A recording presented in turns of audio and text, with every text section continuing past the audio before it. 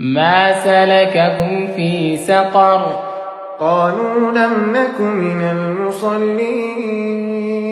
ولم نك نطعم المسكين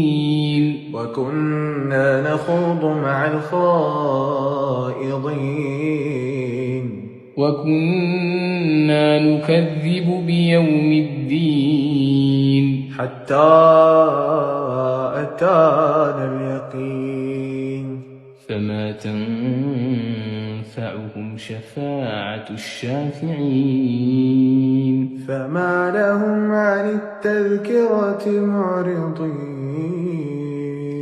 كأنهم حمر مستنفرة فرت من